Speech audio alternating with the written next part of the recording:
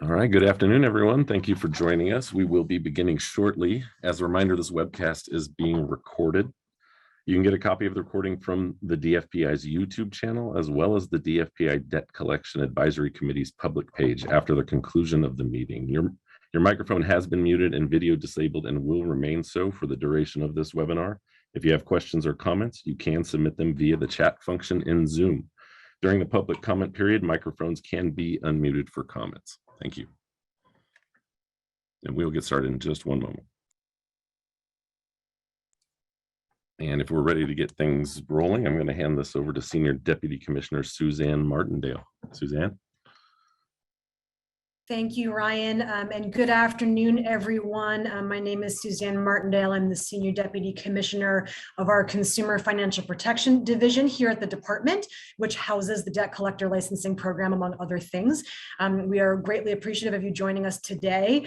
With this lovely Zoom setup that Ryan has prepared, thank you, Ryan, and thank you to the whole Debt Collector team for all of your hard work in preparing for this meeting, which was logistically challenging with the changing open meeting rules and so forth, but I think that we're figuring out how best to ensure that we are providing public participation opportunities through the Zoom setup that we have here. So very much appreciate your attendance and your understanding as we continue to try to hold these kinds of public meetings coming through the pandemic. The Commissioner Hewlett, sends her regrets.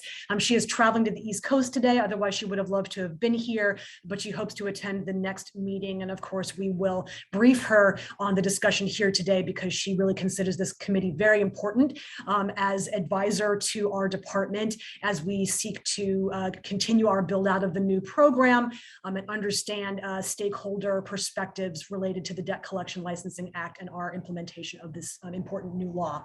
So with that, I will turn it over to Deputy Commissioner Melinda Lee. Hello, everyone. I am Melinda, and I'm the Deputy Commissioner in charge of the Debt Collector Program. Just to give you a brief agenda, we will start with a program update. At the end of that, the committee will give you a few minutes to ask any questions regarding the update that I've provided, and then we'll move into our legislative update to discuss our second rulemaking package that just went out for comment. After that, the committee will move into our roundtable discussion with the committee members, and then we'll save the last 15 minutes for any public comment. Now, throughout the webcast, you are welcome to add things to the chat box. We have a couple people monitoring that, and we will get to questions as we go along, or if they're logistic or simple questions, they can help you out. So if you are having any issues hearing or seeing or whatever, you can put that in the chat and we can see what we could do to help you out. So let's get started with introductions. I thought we'd play a little tag here and to get the advisory committee to do introductions. So I thought if, only because she's on the top of my list, that Cindy, if you could start and introduce yourself and then tag to the next person. Very good. Thank you. Cindy Youghlin here from States Recovery Systems. I own a collection agency here in the Sacramento area. And I've got Tamar next to me. Thanks, Cindy. Hi, everyone. Pleasure to be here today. Tamar Udenfreund from Midland Credit Management, Encore Capital Group. Moving on to Prasad. Hello, everyone. Prasad Krishnamurthy, UC Berkeley School of Law. Next will be Colleen. Hi, everyone. Colleen Monahan, Acting Deputy Commissioner, Legal Division, Department of Financial Protection and Innovation. And next on my chart is Elizabeth. Hi, everyone. I'm Elizabeth Gonzalez. I'm a supervising staff attorney at Public Counsel in the Consumer Rights and Economic Justice Debtor Assistance Project. and I'm going to pass it over to Scott. Yes, good afternoon. My name is Scott Hyman. I'm a partner with Severson and Worson in Orange County, California. Great. Thank you, everyone. They can hear me. For They keep switching back and oh. forth. Okay, so we will go ahead and get started. I'll get to it. And Scott, you're still, there you go. No, that wasn't you. I was going to say you were still unmuted, but that's there. I think you got it now. So just to give you an update on how the implementation of the program is going, we have 75% of our staff has been hired. We think we'll be fully staffed probably by October, as far as having actual start dates by then. We're going to start our last round of hiring in August. In that staffing, we have hired our liaison for the advisory committee meeting. So that's Ryan Rodriguez. You saw him or heard him speaking earlier in the meeting. So he will be the person facilitating meetings, not only the online portion, but also to scheduling and things like that. He'll be sending email updates and handling any of the operational needs of the committee. And that can include just finding out, if you need to find out who the right person is to talk to, you can reach out to him and he can help you do that. So as of yesterday, we have 1,274 company applications and an additional 624 branch registrations. Of those, 451 are in some level and process of review. With more staff, we are able to dedicate more time to answering questions. So our inquiry mailbox turnover rate has decreased now to just a few days. As our staff gains experience, they are also able to provide additional help with navigating through NMLS. We still recommend using the NMLS help functions first, because our people cannot see what's happening at the other end of the system. However, the team is able to help walk through many of the steps and can help finding solutions if there are any delays or problems getting applications submitted. And the inquiry mailbox, it was on the slideshow before, but we will also at the end of the session, we will put it into the chat box, and if you want to copy it, and it will be on a slide at the end of the presentation also. So we'll have that available for everyone. Some of you might have already heard licenses have been unavoidably delayed at this time because the Federal Bureau of Investigation has informed the department that new changes are needed to state agency protocols for requesting federal background checks. During this delay, applicants may continue to engage in business, and the department will not take action for unlicensed activity against applicants who have filed the applications even after the December 31st deadline. This delay will also impact other areas, so there will be no assessment this September or an annual report due this year. So just to let you know, we are working very diligently with our legislators and the governor's office to find a resolution to this issue. It is something that is not just impacting our program or even our department. This is a statewide issue. So to allow consumers to verify who has applied, and more importantly, who is allowed to do business, all applicant names have been added to our website. We update this on a monthly basis because we don't get that many applicants, per month anymore. It slowed down a little. This is not a normal procedure. So applicants' names are not normally put out to the public that way. So we did run into some technical issues. I believe at this point, we might be missing up to 10% of the trade names.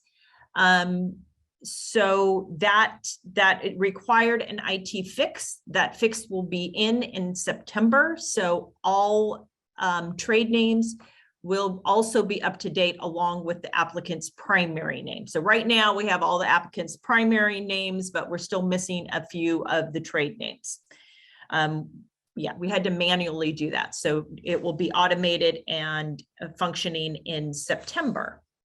So at this point, do any of the committee members, and if you just like to raise your hand and I can call on you, have questions or comments about the program update or something related to the program that maybe I didn't talk about?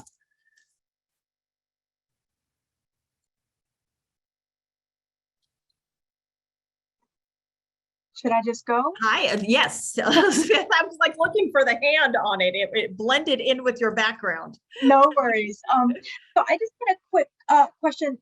Can you talk about the decision to allow debt collectors who did not apply by December 31st to continue collection activities if they filed an application after that deadline? I'm just curious what the reasoning behind that was. Because we could not approve applications, if we did not allow that, anyone who applied afterwards we would basically be blocking them from doing business. So that will change once we can actually start approving applications.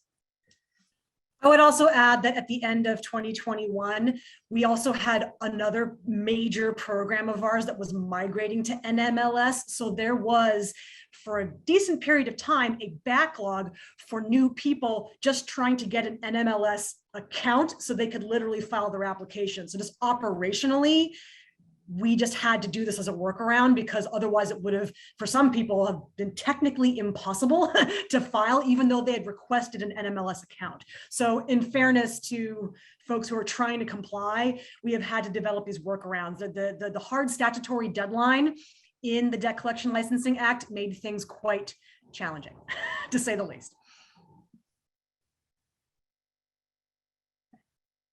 Are there any more questions regarding that? There's a question in the chat, Melinda, about what if we don't see our name, but we submitted in December. If that's the case, please email our inquiry box. And if Herb, if you could type that in there, or there it is right there, and you did it. Yes, if you would email us and we can verify that you have applied and make a correction if needed.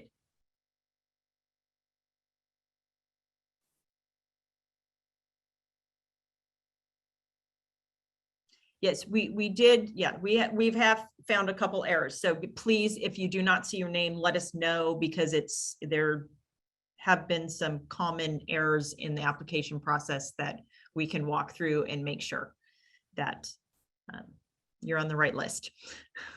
There's another question about why did we initiate licensing requirements without checking with the FBI first regarding the background check process? We did. We actually started the process in June of 2021. They told us it would take 6 months. That was not the case. And we did use language that had been approved and was in place that was less than 2 years old. So we really felt that we had done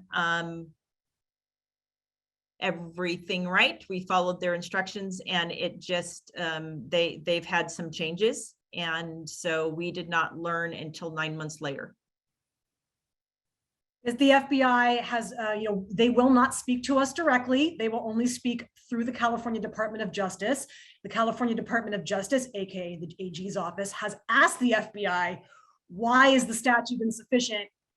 And if it's insufficient, give us language that would meet your approval, and they have refused to do so. And this not just happened to our program, this is happening to new licensing statutes at other departments, and it's based on some non-public change of internal policy at the FBI, and we cannot get a straight answer from them. I mean, you cannot make this stuff up. So we are trying to figure out how we can amend our statute in some way to create some other path forward. And we will keep everyone posted. Okay, so I think we're good with the program stuff. Melinda, we got a question. And it's probably related to the new draft regulation. Are community management companies still required to have to get a license? If you could please provide clarification in the chat. I'm not sure what you mean by a community management company. And we will probably have to get back to you after we talk about the regs, because maybe that might actually answer your question. So, but we'll need clarification on what you mean by that. Okay, so I am going to then at this point, I will turn it over to Senior Counsel Emily Gallagher, and she will start talking about the regulations. And I think she needs to share her screen. Hi, everyone. So this draft covers, as you can see, scope and a few other issues. And I'm going to give just a brief overview of the rules as they're written. And after that, we would appreciate your thoughts and comments. I'm sure it's going to generate a lot of questions. The thing with a pre-notice draft like this is that it's much more productive if you tell us what you think it says than if you ask us what we meant for it to say. So because that way we understand what the language is conveying to the public. So I'm going to go ahead and go through it, and then just keep that in mind while your questions are coming up in your mind as we run through it. So we start with a few additions to the definitions section. We define an employee as an individual whose manner and means of performance of work are subject to the right of control of another person, and that their compensation is for federal tax income purposes reported on, or should be reported on, a W-2, as well as whatever international equivalent there is. So we define employee, and then we provide a definition of engage in the business of debt collection. So this definition, I'm going to go ahead and read it. A person engages in the business of debt collection and is required to be licensed pursuant to Section 100,001A of the Financial Code, aka the DCLA, if the person engages in debt collection for a profit or gain, and the activity is of a regular, frequent, or continuous nature, advertising or otherwise offering the service of debt collection for remuneration constitutes engaging in the business of debt collection.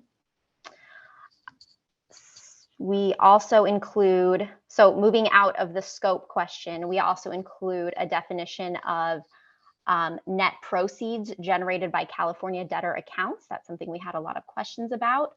We define it to mean the revenues less cost of goods sold or gross income generated by California debtor accounts.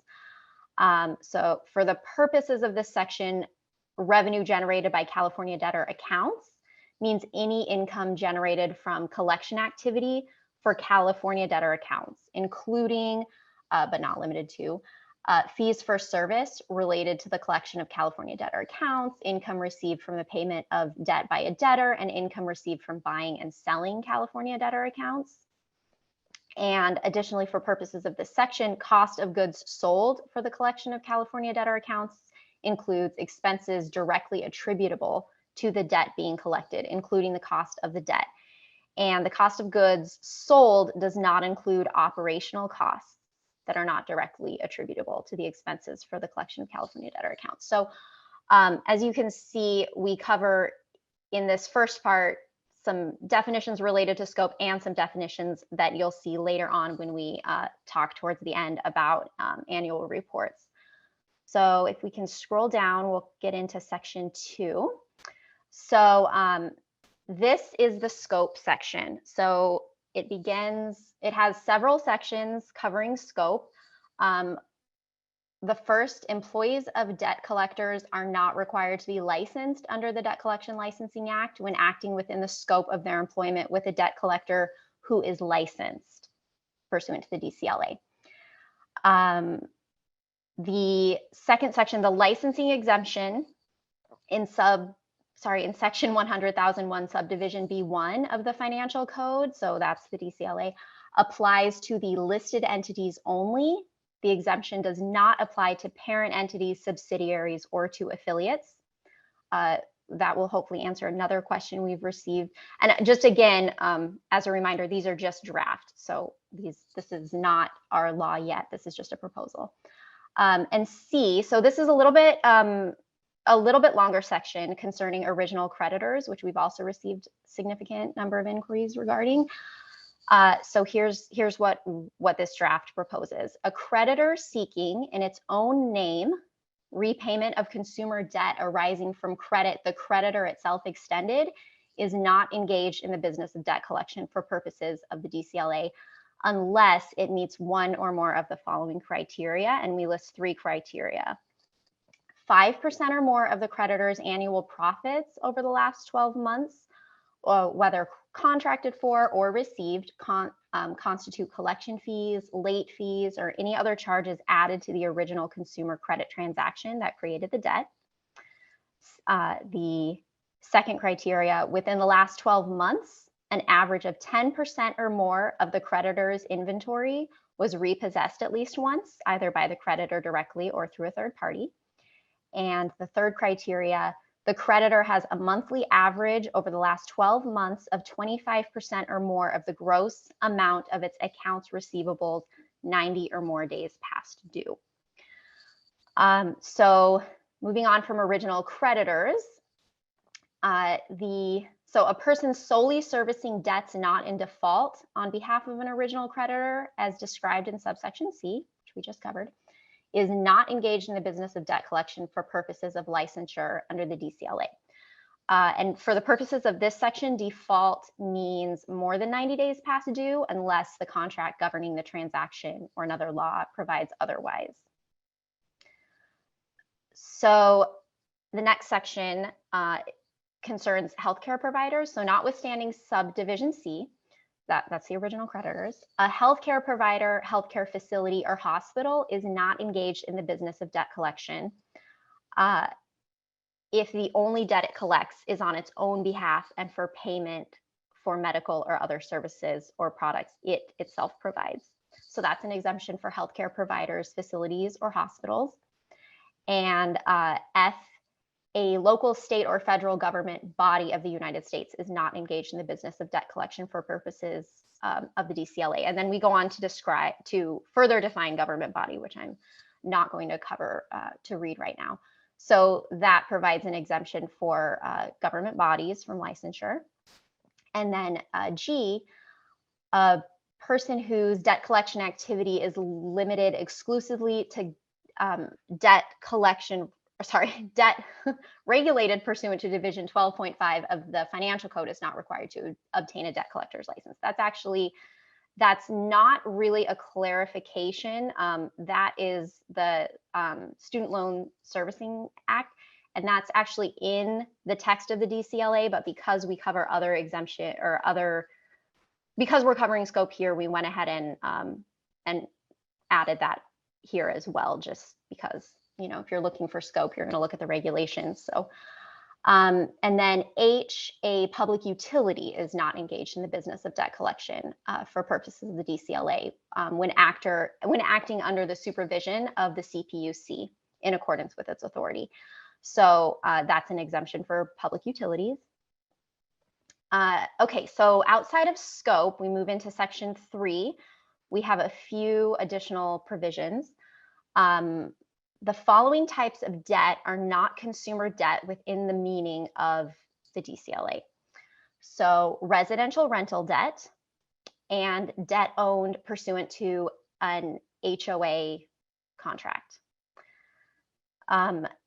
Debt arising from a consumer's acquisition of healthcare or medical services where payment is deferred is presumed to be consumer debt. And the failure of a personal check to clear does not create a consumer credit transaction. Moving on. Okay, so I'm going to actually pause here just for a moment. So that was our scope section. That we had a lot of questions about scope, so we're hoping that this will help, provide some answers. If this draft will help provide some answers on the scope questions. The other area we had a few questions, or a number of questions, was the annual reports and records retention. Well, annual reports mostly. Mostly it was a question of what the terms in the statute mean. So we did go on to define that here for the next few pages, and I'm going to go ahead and go over that.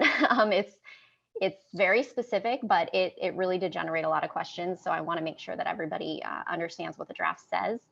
So the annual reports required by the DCLA shall be submitted by each licensee with an attestation to its accuracy and completeness signed by a principal officer or the sole proprietor of the licensee.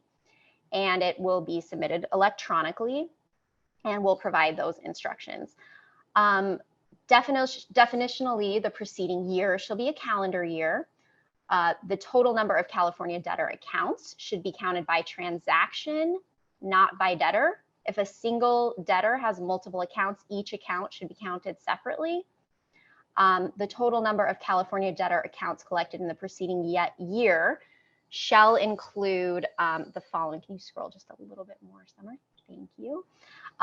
So the total number of California debtor accounts collected in full, the total number, again, of California accounts collected that settled for less than the full amount, and the total number of California debtor accounts where less than the full amount of the debt was collected and a balance remains due. So we want to see all three of those.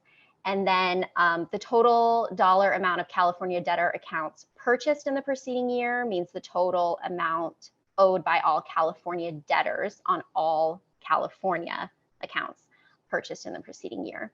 And that's before any fees or other charges are added by the licensee.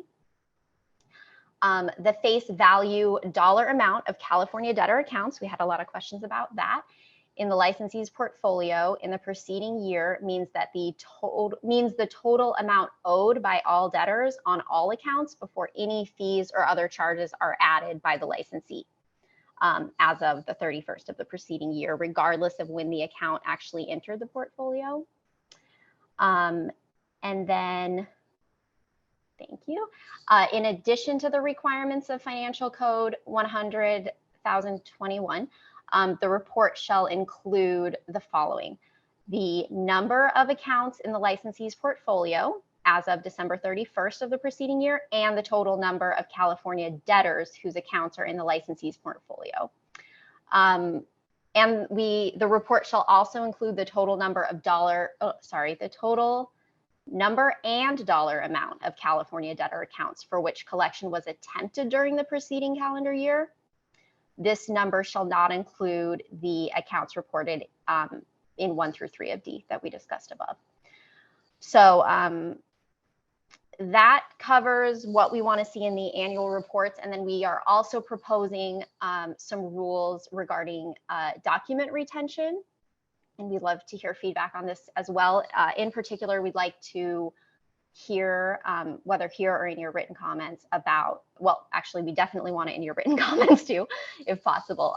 Anything you have about the possible cost related to these record retention requirements. So let's get started. Each licensee shall make and preserve a record of any contact with or attempt to contact anyone associated with a debtor account, regardless of who initiated the contact, and whether the attempt, assuming it was a collection attempt, the attempt to contact was successful. And the record of those contacts shall include the name of the employee making the attempt or who received the contact, and the name of the person who contacted the licensee if they provide their name, the date and time of the contact, the name and contact information of the person the licensee is attempting to contact, whether the attempt resulted in direct or indirect communication with the debtor, and a summary of the substance of the contact or message conveyed and whether payment was made as a result of the contact. If the call was recorded, the recordings shall also be retained. And it does not, what we just discussed, subsection A, does not apply to contacts made between licensees and debt buyers or creditors.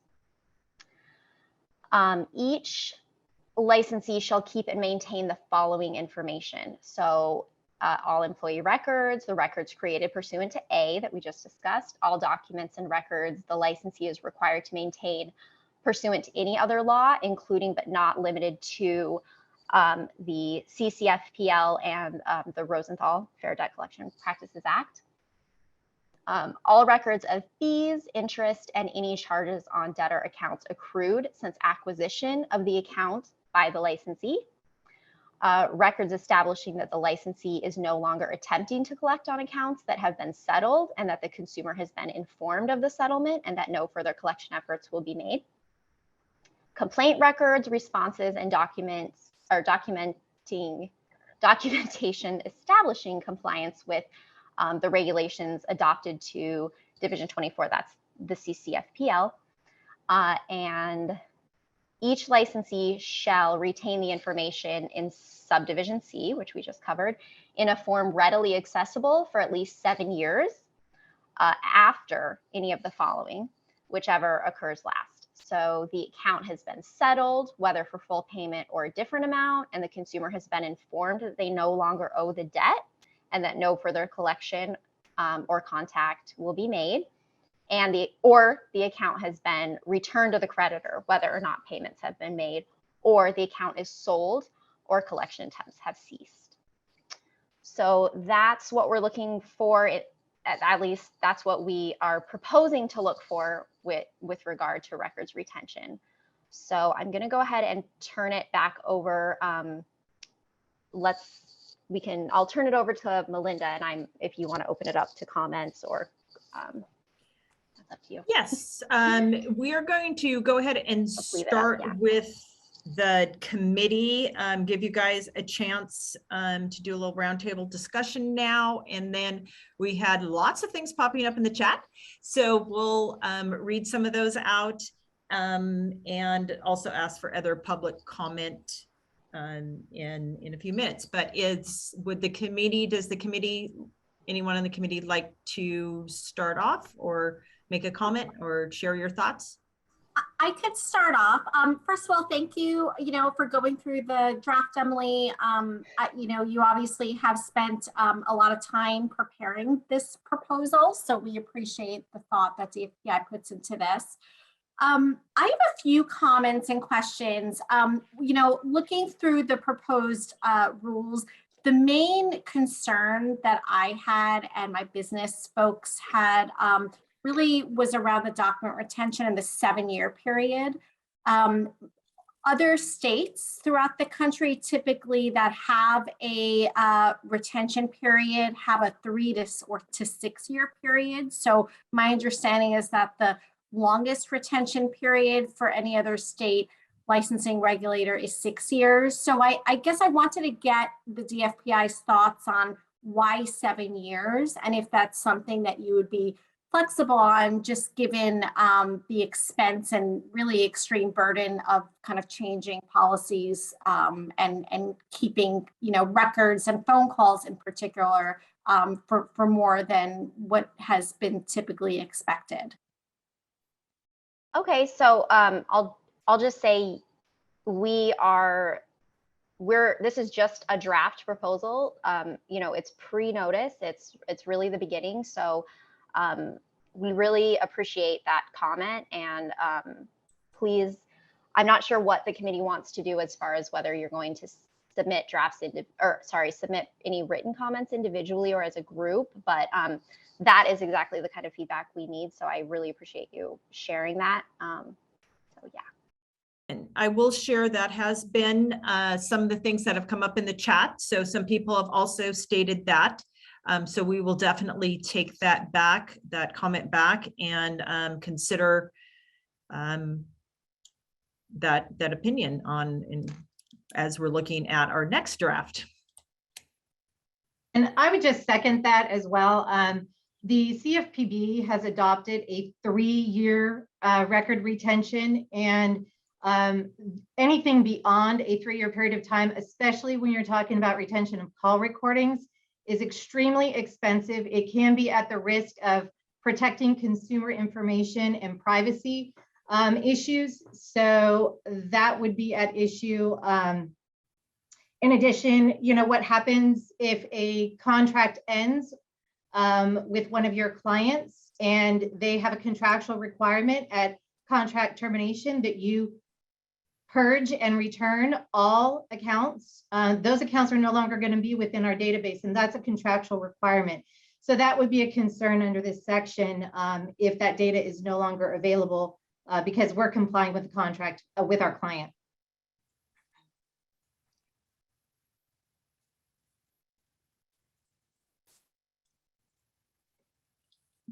Scott? I'm happy to go. I'm not sure I was first, but Oh, you might not have been, but you popped up on my screen. Oh, So that- if I went that- out of order, I'm sorry, or if you would like to defer, if you saw whose hand went up. yeah, I'll defer and then come back to me. I just want to go in order of who went. I think Elizabeth might have been first.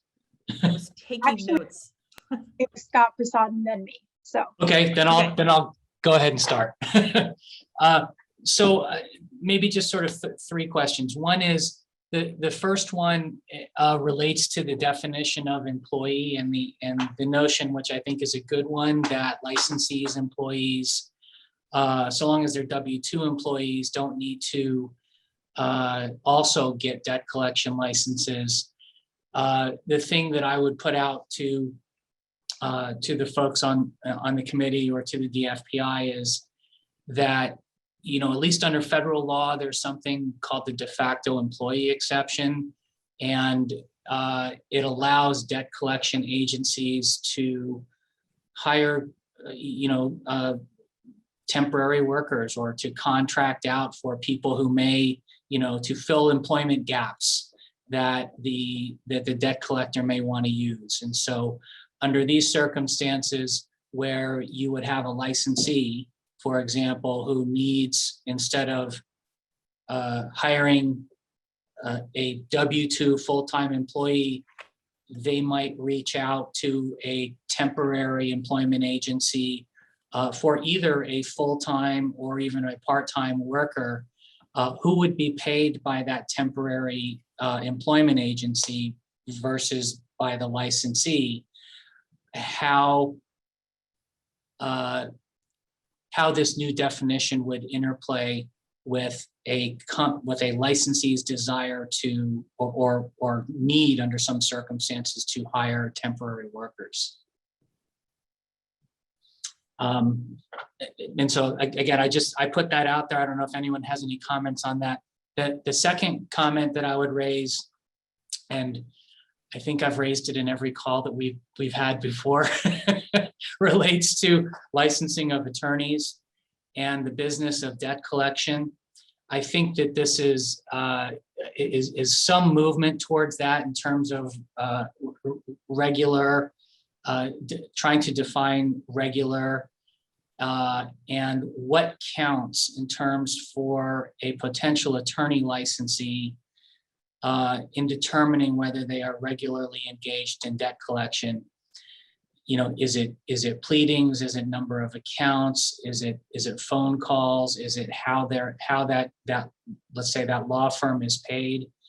But I would also raise the question for the DFPI, what the state bar's position has been with respect to licensing attorneys, because there seems to me to be some conflict between the state bar's licensing scheme that permits an attorney to practice law in court on any matter in which they appear competent versus a licensing requirement from the DFPI that says that they cannot appear in court unless they hold a license from the DFPI. And I'm just wondering if the state bar has weighed in on that at all. So Scott, I can tell you, I have been in contact with the executive director of the State Bar of California. They are aware of this rulemaking. We have not received any input from them, but we are absolutely going to seek it out because we want to make sure that their perspective is included in the conversation. So we are in contact with them, but I don't have anything to report yet at this time. No, perfect. And I just, from folks that I talk to in the industry, I mean, people want to be compliant, right? They want clear rules on whether they need to be licensed, and if they are licensed, what those obligations are, or if they're not licensed, or if they don't need a license, they want to make sure that they don't have to have one. The last thing I would raise a comment on is the definition of debt, and I think that this is a really good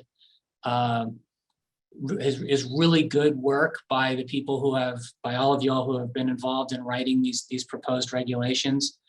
The enabling act of the DCLA essentially limits the jurisdiction of the DFPI to consumer credit contracts. There are other consumer credit contracts under state law that might not be parts of this list. For example, vehicle leases there's two decisions, the La Chapelle and the Besco's decision, say that vehicle leases are not consumer credit transactions. Maybe that's better done by way of a comment, but I just wanted to raise that issue. And I guess the final issue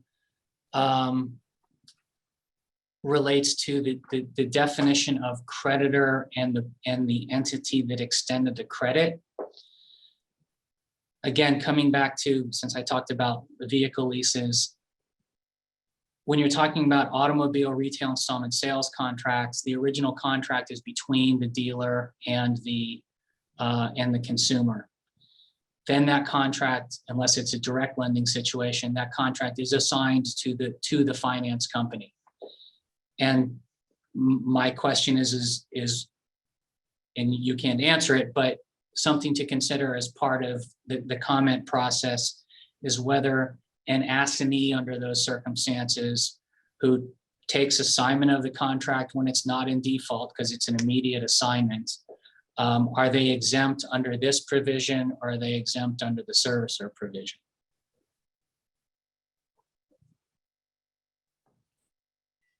Okay. Thank you, Scott.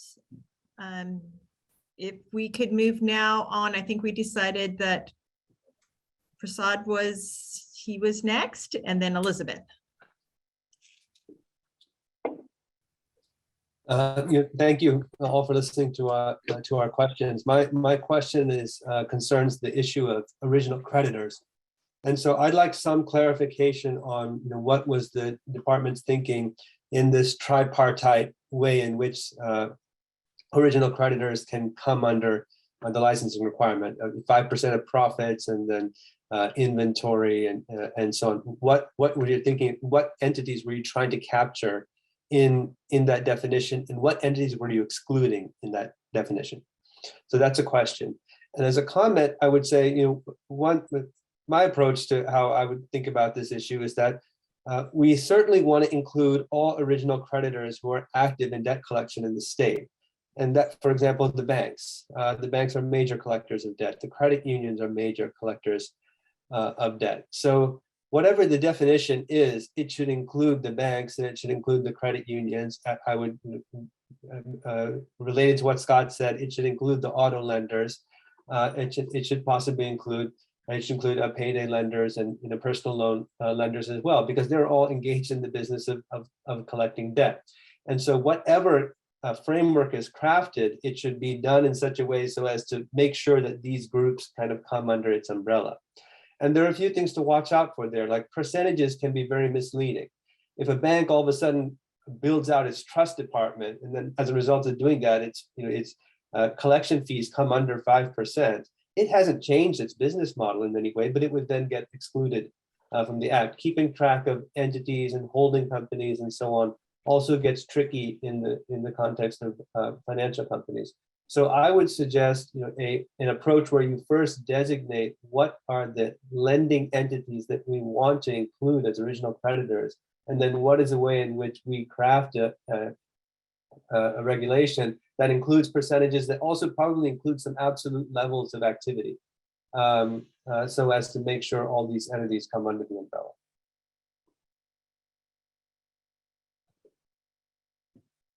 Thank you. Mute myself. Thank you. I will say when we crafted this language, we were trying to make it generic enough to be applicable to all different types of industries and groups. We were not trying to specifically exclude anyone. And as it has been pointed out in a lot of the chats, there's different types of collectors, and it is a challenge to define things to be applicable to a broad spectrum of industries. And then I just want to add, just for purposes of making sure that the discussion is clear, we do have to work within the exclusions that are already in the Debt Collector Licensing Act, and that does exclude most of our financial institutions. So they are already excluded by the legislation itself from needing a license. So this wouldn't necessarily, add anything for those entities because or need to cover those entities because they are actually already excluded. So we wouldn't be able to bring them under the licensing, under our licensing scheme through the regulations.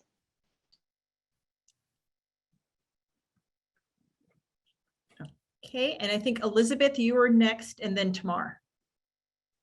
Yeah, and thank you for that clarification, Emily. I work with a lot of consumer advocates, and I think one of the things that we were all worried about is the original creditor. This is also talking a little bit to Scott's point about the attorneys. Like, we see, I deal with debt collection defense. We see debt collection law firms who are suing to collect debt on behalf of original creditors. So we just want to be very, very clear that the law firm needs to have the license, even if they are filing lawsuits on behalf of those original creditors. And so we are drafting comments to make that clear, and just to put things in perspective, did a little bit of data analysis, and banks, original creditors are filing a third of debt collection lawsuits in the state of California. So since the Debt Buyer Act came into effect in 2014, a third of debt collection cases filed in California have been filed on behalf of original creditors. And so we are going to put some more information of that in our comment, but I just want to make it really clear that law firms are debt collectors and that they should be licensed. And it looks like, every time we come across one, it does look like most of them have applied for the license. So just want to make that language clear that this doesn't exclude those folks. The other concerns, the engaging in the business of debt collection and using the term engages in debt collection for profit or gain. There's a lot of very specific definitions that have been added in here. And so our concern is that, I know it might seem silly at first, but is the question intending to engage for profit or actually get profit? So, right, a debt collector can try to collect a lot of debt and not gain any profit out of it.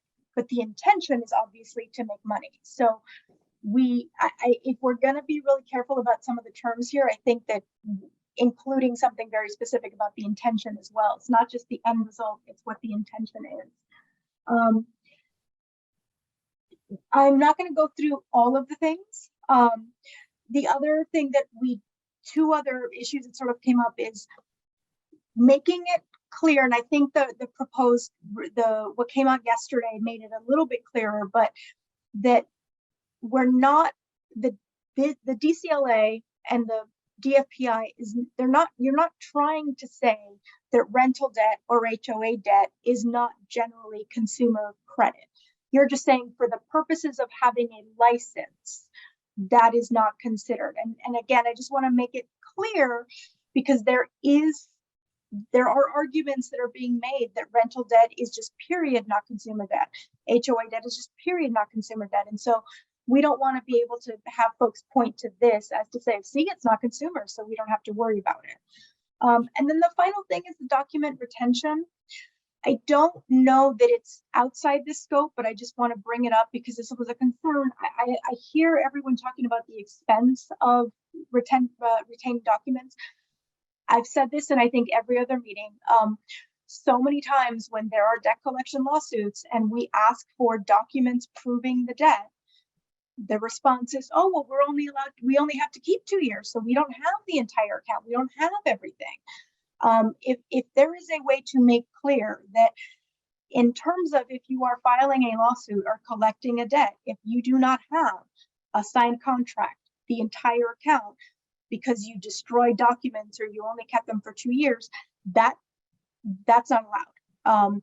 That the document retention policy can and should also expand to actually having the proof of the debt, especially if you're going to be filing lawsuits. So that's what I had so far. We're going to have a lot more in the comments, but I just wanted to bring those concerns up. Thank you.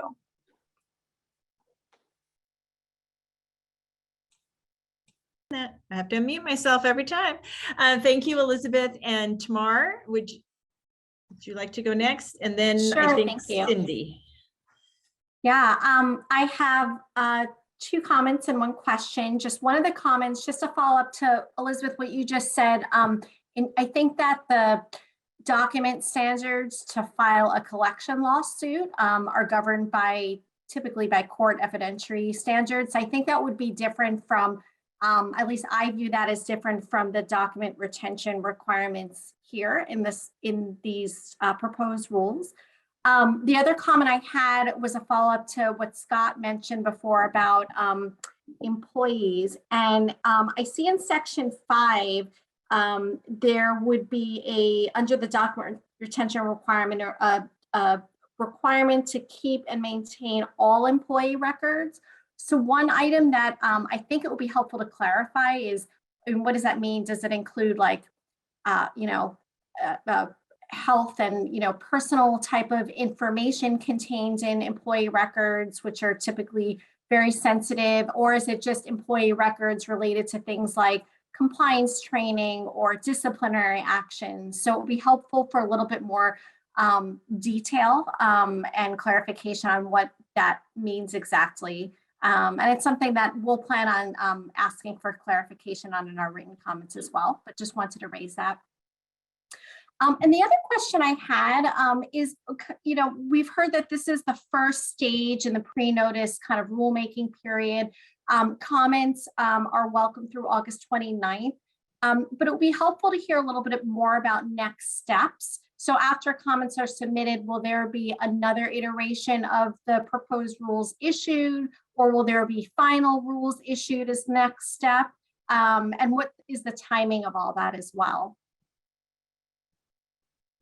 So the answer is it's not set in stone at this point. So it could go, we could get comments back and issue another pre-notice draft like this one, or we could get comments back and at that point issue a noticed rulemaking, which still permits time for comments. So either of those will be next, probably, but which one it will be, I'm not sure, but either way, there will be room for a second set of comments on whatever next draft happens. Thanks.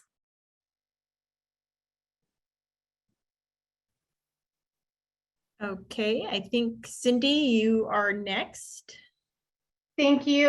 So I think Tamar actually hit on a couple of my comments already. One was actually, excuse me, in particular to the employee records, because the employees are and collectors within the agency and under the license they're not licensed themselves as an individual, and employers already have to retain those employee records. We would be concerned about confidentiality under that section.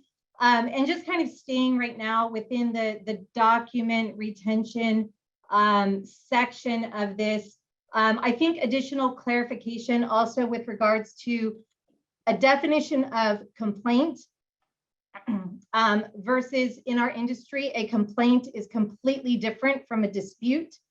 And so there needs to be a clear distinction, I think, between those two.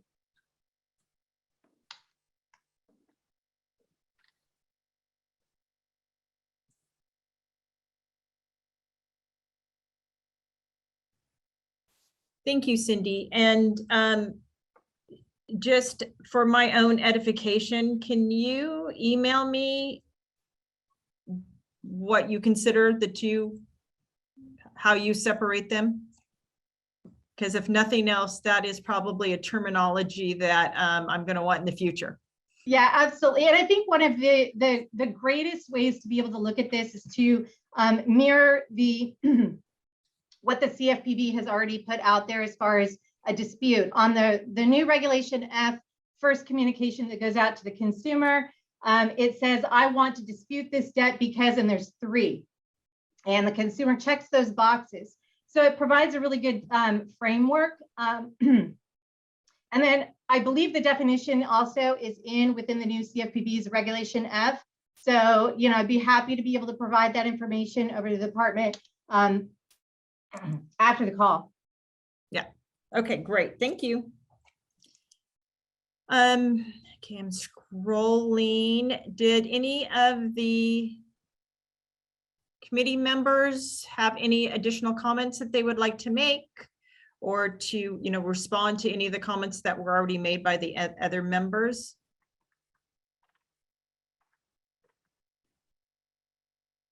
I am not seeing any hands. If there's a, oh, One more. Cindy, go ahead.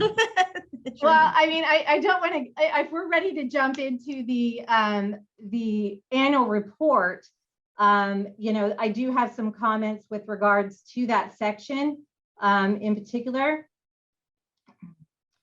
One point of clarification under section G1 and 2, I'm wondering if those are exactly the same.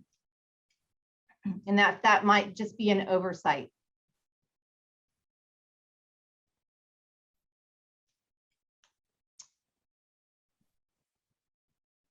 Sorry, 1 second. Let me just. I don't know if it helps them. No, so debtor accounts and debtors whose accounts. So we talked about further up the different, like the account versus the debtor. So how many accounts there are and then how many debtors there are. Because it just says the number of California debtor accounts, but that is, it's exactly the same. Debtors whose. In our space, you know, the number of accounts or the number of debtors. I mean, you could have theoretically more than one account assigned for a particular debtor. But in it, and maybe from a 30,000 foot level, when it comes to the annual report and some of the information that is being requested, it is much more extensive than what is adopted in literally every other state that I'm licensed in, to the point where it's talking about, you know, settled in full versus paid in full. So maybe getting a general understanding from the department to what this data is actually, what are you looking to obtain? What are you going to be utilizing this data for? You know, when it comes to actual like licensees, I think that would enable us as a committee to be able to guide the department to be able to capture what it is that you're looking for. Thank you. Yeah, thank you. Go ahead. Can I just on that 1 and 2 really quick ask you, so you were saying in the industry, you mostly focus on the accounts, not the debtors, or you focus more on the debtors, the number of debtors for the number of accounts? Typically, when we're filling out an annual report, it's number of accounts. Okay, that's useful. Thank you. And that could mean more than one account assigned for a consumer.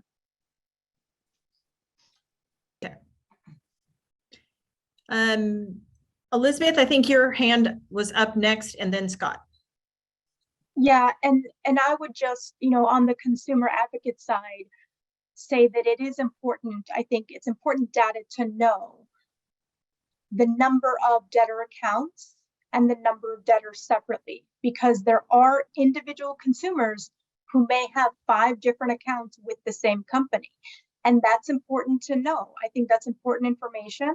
And I think that there are people who only have 1 account. And I think that's important data to understand in terms of how consumers are being impacted by debt collection in California, which is my understanding of what part of the DFPI wants to know is not just the number of accounts, but how many individuals are being impacted by debt collection. And so I think so I'm going to answer Lisa Simon's question from the consumer side. I think it's important because if you have, again, from the consumer protection, consumer advocate side, if you have one company who has 7 different accounts with the same debtor and there isn't communication within that company, you're going to have one debtor getting 7, 8 calls from that company about 7 or 8 different debts. And that's a lot. That is, and maybe not everyone does that, but trust me, on our end, when we hear from consumers and we hear people who are being collected on, they are getting several letters for different accounts from the same company. They're getting several calls from different accounts. They're getting several lawsuits from the same company, from the same attorneys on different accounts. Sometimes they even combine them together. So they're being sued by the same company, the same attorney, but in one complaint, there's 2 completely different accounts. And it's very confusing. And it's very overwhelming, especially to the senior consumers, 70-year-olds, 80-year-olds, which, yes, they are getting collected on. And I think that's important information to know. Okay, Scott, you were next, and then I think Tamar and Cindy, I wasn't sure if her hand is still up or if it was up again. Sure. Unrelated to any of the substantive issues on this, but coming back to a comment that you made, are you looking for the committee to submit that we should collaborate, get a conference call together independent of these calls that we have, and submit a comment to the regulations on behalf of the committee, whether we agree on certain points or not? So it's entirely up to you how you want to submit comments to the regulations. So if you want to each do them individually on behalf of your respective organizations or yourselves or as the committee, that's up to you. We don't necessarily have a preference. We just, this is useful and it's part of the purpose of the committee. To have this meeting and have you verbally give us this information and in the chat, but written comments are always really valuable to us as well. And as far as you getting on a call separately, that's something that I think, we would have to, because you're a committee, that would potentially require, open meeting and other rules that would apply. So that would be something we'd have to get back to you on about being able to do that. But yeah, it's really up to you how you want to provide comments. Here is good, but we really like written comments too. So if you do that together or separately, it's your choice. No, very good. I was just going off of one of the comments that if the committee wanted to submit a comment. Thank you. Tamar? Yeah, thanks, Melinda. Following up to comments Cindy made about section 4 and the annual reporting requirements. We did look at all other states throughout the nation that require annual reports, and most of the information that the DFPI is asking for seems to be fairly consistent with what other licensing regulators are asking for. But one item that no other state regulators, to our knowledge, ask for is in regard to, it's in section 4, subsection D2, and it's the total number of California debtor accounts collected that's settled for less than the full amount of a debt. So that's, it's bottom of page 4, section D2. So I guess I'm curious kind of what the thinking is on that. It is different and new from what any other state asks for in annual reports. And I'm kind of wondering, what the purpose of providing that information would be, how it would be helpful to the DFPI. And that could also help us figure out, is there a different type of information, or maybe that is the right type of information that would be of use. But I'd love to get the department's thinking on that, that specific proposal. So as far as our reasoning for it, once we adopt final rules, we'll definitely provide, a rationale, but this is just a draft phase. And if you look at 1 and 2, you see we have the total accounts collected in full. And then in 2, we have those that settled for less. And then in 3, we have those where there's an amount that remains due. So what I would be interested in hearing from you is what does that cover all of the possible places that an account can be. So either it's been paid off in full, it's been settled in full, it's been settled for less than the full amount, or a balance remains due. Mm-hmm. So I'm not those are the 3 distinctions that I'm seeing. So if you have any other thoughts of what a total number of California debtor accounts collected in the preceding year could include other than those 3, that would be useful. Does that make sense? Yeah, and once annual reports are submitted, does the department keep them confidential? I'm thinking about this from the perspective of a publicly traded company, just making sure that proprietary information about number of accounts purchased and collections is kept confidential from that regard. I don't think I can answer that. I can't answer on this call. Yeah, I could. It would, absent there being a provision saying the information was provided in confidence, typically it would be public information. So if there is an issue with confidentiality, you would want to raise that in your comment letters. If it's a trade secret, if you think it'd be prejudicial to your business, we would want to know that in a comment letter. Thank you. Cindy? Okay, Tamar keeps taking my comments. So yes, one was confidentiality. And I do believe even within the original Debt Collection Licensing Act, I know that there is a specific section in that which does speak to confidentiality and proprietary information. But certainly that is something I'm making some notes here that we will add to this section because, and again, really just from a broad perspective, knowing what this data is going to be used for by the department. Is it going to be used, for example, in calculation of the annual assessment? And I would be more than happy to, as part of my follow-up post meeting, Melinda, also send to the department some, like a sample, say from another state that already has this adopted, where they're looking for this information and what they have used in the past in order to, kind of granularly look at this data. I mean, to itemize the total number of debtor accounts collected in our database, we're going to run a report for the calendar year, and that information is going to be extracted into a spreadsheet from a detailed perspective and a summary, and that summary is what we use in order to complete our annual reports in other states. So there typically isn't a need to itemize or capture settled in full versus what's remaining in inventory. If it's paid, that fits the category in our search database.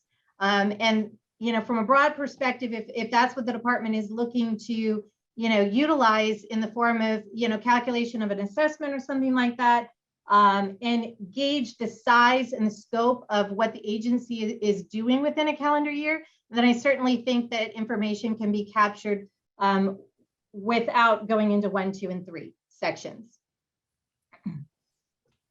Okay, yes, you are correct. The annual report information is used for the assessment. The assessment definition is very specific. Well, I shouldn't say that. It's not very specific. It's it's using the net proceeds term that we are trying to define in the definition section. The other additional information that we're collecting with the annual report is used to assess trends and changes and how consumers are impacted, and it's used for other purposes. So as far as what the assessment part, the assessment part is a very specific question. And I raised my hand again, so I'm just gonna, because it's actually specific to that section. When you mentioned net proceeds, I have been fielding question after question after question from other collection agency owners in the space, because that definition means something different based on whether you're a debt buyer versus whether you're a contingency collection agency like myself, where a portion of those proceeds are netted back to my clients. So I think, in the comment period, trying to clean up some of the language so that it's easy to interpret for members on our side and collection and licensees and collection agency owners. I think we would probably like to make some suggestions for clarity on the net proceeds. I'm still not sure I even understand what you're looking for, because now cost of goods sold has been added to that definition. So, typically most of these are looking at gross dollars or what we call fees in our agencies, which would be net proceeds. So after I'm done, collecting, and I've sent all the money back to my client, what do I have left? And that represents net proceeds in our space. I talk about a lot of these terminologies just in a very broad perspective. Every collection agency is different, but when it comes to the contingency collection agencies, meaning I don't own the debt, I'm working on behalf of the current creditor, there's shared proceeds from every consumer payment that is collected. So, just trying to maybe clean up some of that language, and, certainly within the comment period, we'll offer some suggestions, as well as maybe some templates.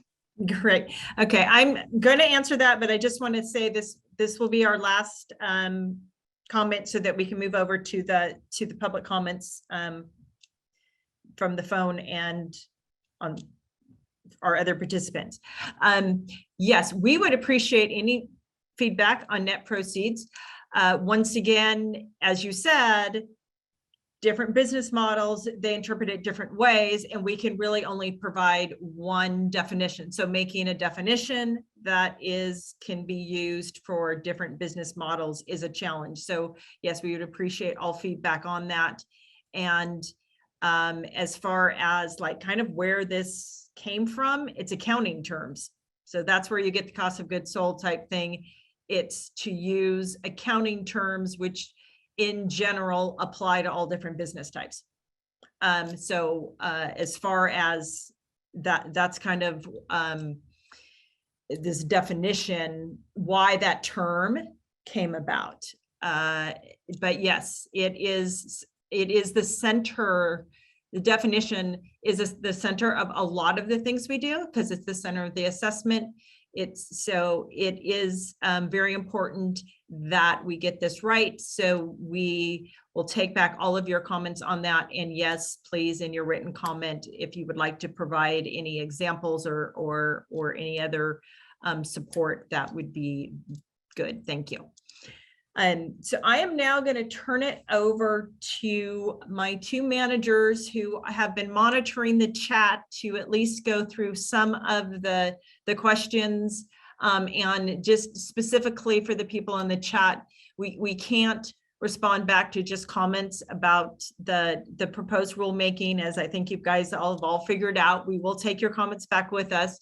But there was some actual questions inputted within the various chat comments. So if one of my managers could start with one, and we'll go through a few of them, and then we'll we have a few people on the phone also. Yeah, Melinda, we had several questions kind of concerning universities, both in state and out of state, and whether or not they would be exempt from licensing requirements, as well as would they be covered under the original creditor definition. Okay, Emily, do you want to take that, or?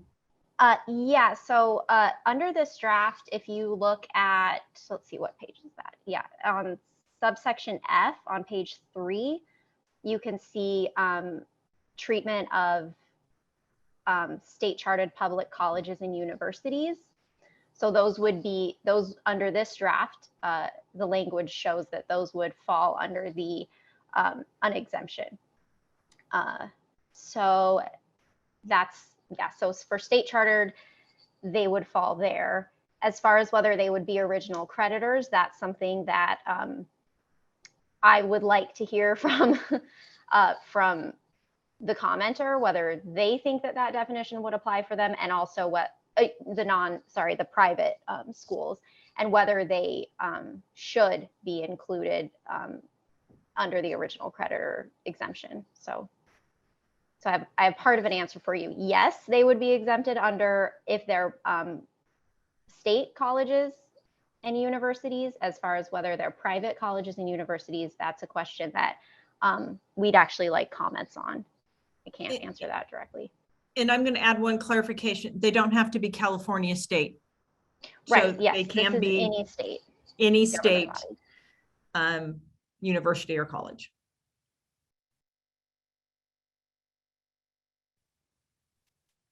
All right, Melinda, we have another question. Is there an estimated timeline for license application processing as of now, or is it not possible at the moment to estimate given the previously mentioned delays in staff training? It is not possible because of our current situation with the FBI background checks. So what we are doing, our team is going through them. I believe we have a third of them where we have at least reached out to the applicant.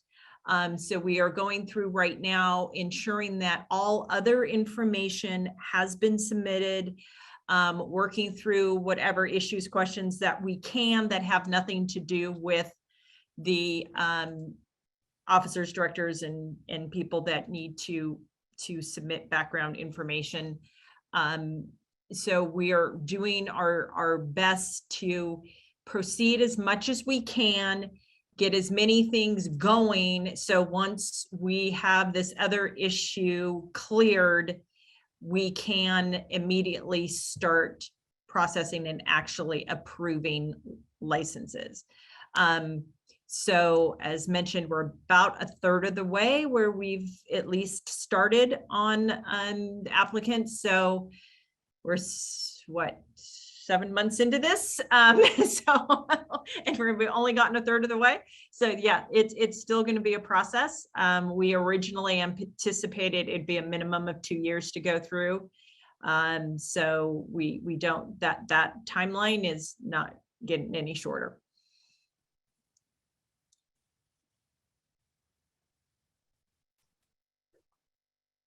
There was an additional question on whether a debt collector agency is not for profit. Whether you're not for profit or not doesn't come into the definition. So it's whether, getting back to the, if you're engaged in the business, it's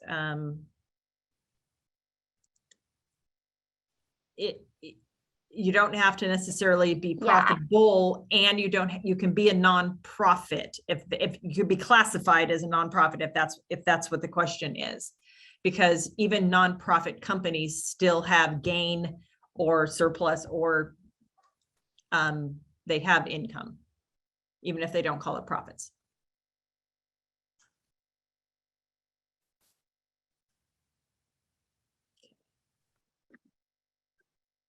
There was a, Go ahead. well, there's another question regarding whether or not the licensing requirement was only for entities that are collecting on delinquent or defaulted debts, kind of based in conjunction with the Rosenthal Act. So, sorry, I didn't catch that last part about Rosenthal. Yes, I'll read the question directly. Am I right to assume that the license is required only to the extent that an entity is collecting delinquent or defaulted debts? That was the question. And then reading this in conjunction with the Rosenthal Act makes it seem like that is the case. So we do have a subdivision, which I'm having trouble finding. I think it's right after original creditors. Regarding entities that collect debt on behalf of an original creditor that is not past, or that is not past due 90 days or more past date. Yeah, here we go. Subdivision D. Sorry about that. So a person's solely servicing debts not in default on behalf of an original creditor is not engaged in the business of debt collection. So I think that's probably the section that the commenter is referring to. And this is just a draft. So if this is an opportunity to comment whether that's an appropriate section to maintain, whether it should be, apply beyond, whether it should apply to the relationship with original creditors. That's information that we would like to hear from commenters. So yes, this section does exempt servicers who are third party that are collecting debt less than 90 days past due, or servicing debts that are not in default. Thank you, Emily. And I'm going to pivot back real quick because we got some comments and a question related to the universities. Again, why is there a distinction between private university versus public? So the subdivision that includes the exemption for public chartered colleges and universities, it's lumping them together with other state, federal, and local government bodies.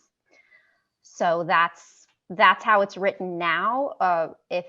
And we would like to know from the public whether they think that's a good idea, whether they should be treated the same or not. So this is just a draft. So we're not going to get too much into the why of the draft as much as we just like to present, here's what we're thinking now. Tell us if you like it. Tell us if it's a good idea or not, and your reasons. And it could change, or it could stay the same based on what we hear.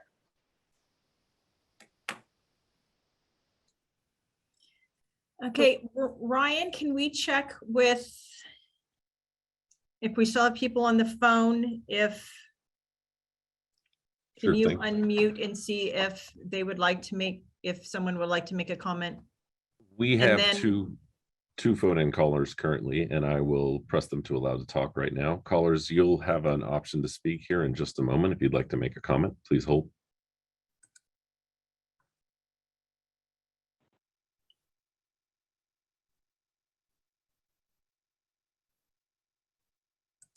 All right, no one from that first call. Second caller, I'm going to go ahead and allow you to make any comment.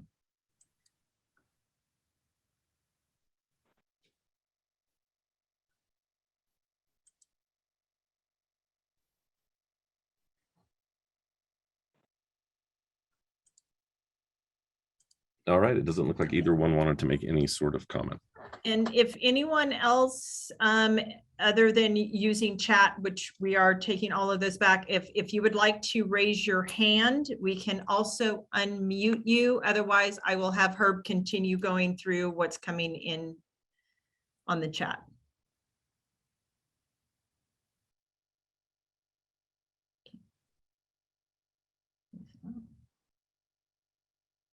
Oops. All right, Natalie, it looks like you have a comment. I'm going to go ahead and allow you to speak.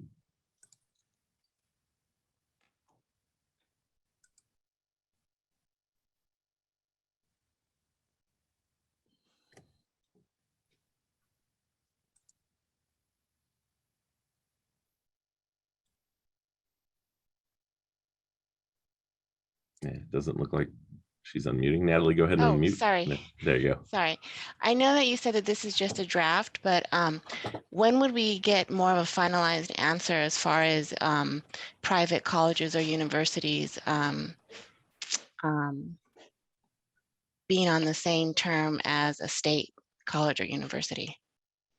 So this is, as I said, this is a pre-notice draft. So this is the first draft. The comment period ends at the last Monday in August, I believe the 29th. At that point, there will be at least one more draft with one more opportunity for comments before we would adopt a final draft. So I'm not sure on the timeline because we could decide to do more than just one more draft. There could be two or more. So I can't say for sure on the timeline, but it's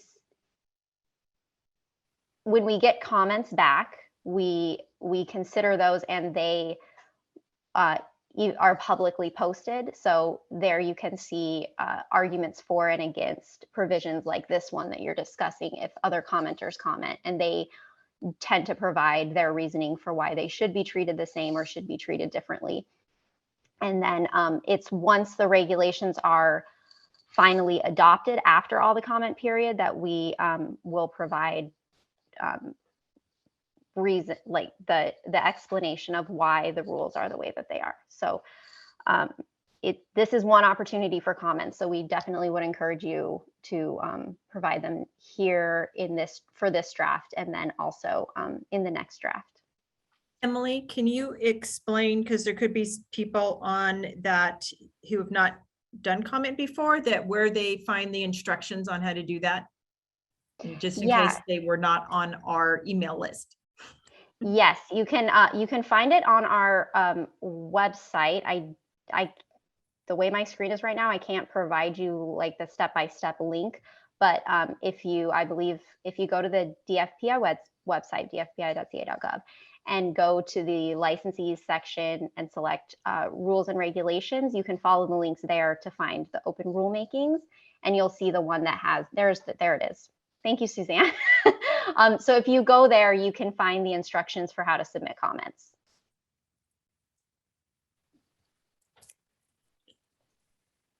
Thank you. And do we and have how to join also how to join the email list for the rulemaking so that you can stay up to date. So we have one more question from Megan in the chat. Can you respond in reference to a public state university who is the first party creditor? Do their employees need to be licensed?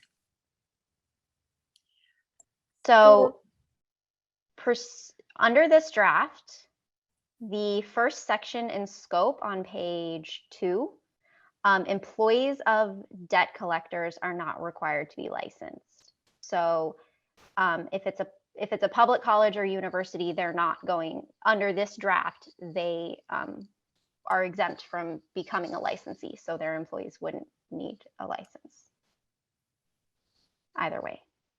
But yes, but in general, it's not the individual employees that need a license, it's the business that needs the license. Right. Oh, sorry. Are you saying that you're I just want to make sure that I understand the comment. Is the concern that even though the university wouldn't need to be licensed, the concern is that the employee would? It sounds like that is the concern. So I'll take that.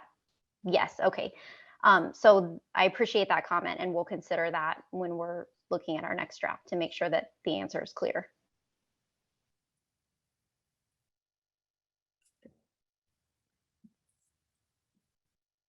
Okay, is there other things in the chat, Inju or Herb, that we can address?